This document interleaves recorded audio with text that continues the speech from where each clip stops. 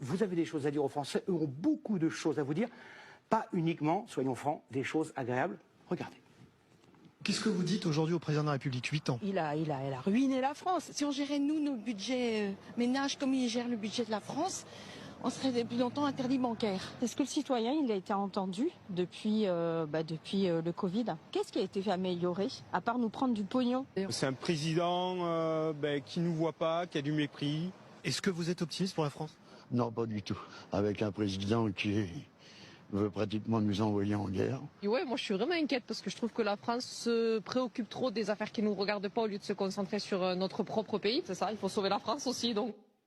C'est rude, j'en conviens, mais le sondage de l'IFOP que nous avons réalisé il y a quelques jours confirme cela à l'échelle statistique. Regardez, depuis que vous êtes à l'Élysée, depuis 8 ans, la France change plutôt en mal, 69%, plutôt en bien, 7%. Ça ressemble à un échec, c'est comme votre échec, c'est vous qui êtes le capitaine depuis 8 ans.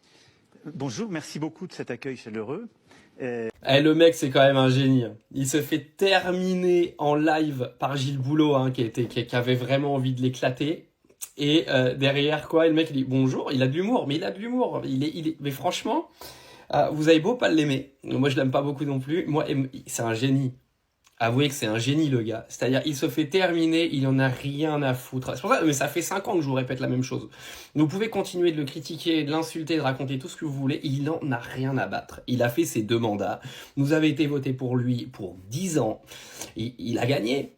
Il a gagné, et quand il dit qu'il se représentera en 2032, enfin il le dit pas directement, mais dans un discours de politicien, il va se représenter en 2032, moi je suis persuadé qu'il peut faire un 3e mandat. Hein. Moi je suis persuadé. Parce que vous allez voir, ce qui va se passer, c'est qu'en 2027, il va y avoir une sorte de vote de défiance, d'accord? Ça va être soit pour le Rassemblement National, soit pour Édouard Philippe. Moi je pense plus pour Édouard Philippe, mais bon, on en reparlera. Et ça va mal se passer.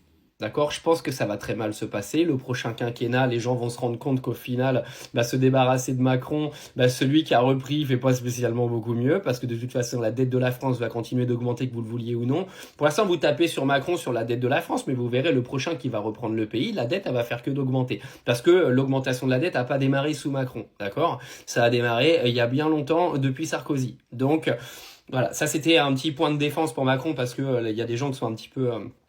qui voient pas plus loin que le bout de leur nez, qui comprennent rien. Mais vous verrez, je pense qu'en 2032, il va se représenter et que vous allez avoir une grosse partie des Français qui vont voter pour lui. Vous savez que moi, je me balade beaucoup sur les réseaux et je tombais sur une vidéo qui défonçait Macron et c'était marqué « Et pourtant, il n'est pas un si mauvais président ». 17 000 likes, le commentaire.